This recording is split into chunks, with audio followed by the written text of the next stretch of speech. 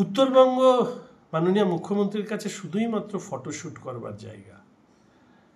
অতিবৃষ্টির ফলে যে প্রাকৃতিক বিপর্যয়, পার্বত্য অঞ্চল ডুয়ার্স জুড়ে একের পর এক মৃত্যু, রাস্তা ভেঙে যাওয়া, সেতু ভেঙে যাওয়া, বাড়িঘর ভেঙে যাওয়া, জল ঢুকে যাওয়া, না কোনো কিছুই নাড়া দেয়নি রাজ্যের তথাকথিত মানবিক মুখ্যমন্ত্রীর।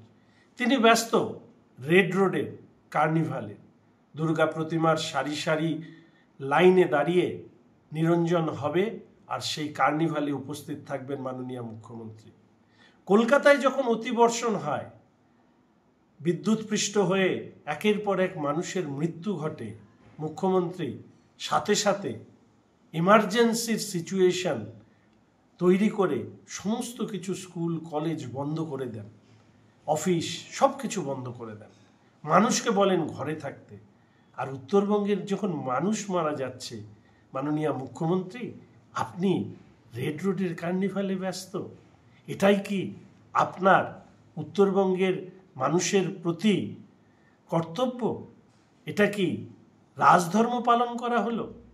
একবার ভাববেন যে উত্তরবঙ্গকে এই রাজ্যের বর্তমান মুখ্যমন্ত্রী শুধুমাত্র ফটোশ্যুট করবার জন্য ব্যবহার করা ছাড়া উত্তরবঙ্গকে যেভাবে বঞ্চিত এবং পেছিয়ে রাখা হয়েছে, এটা একটা মনোভাব, রাজ্যের সরকারের মনোভাব।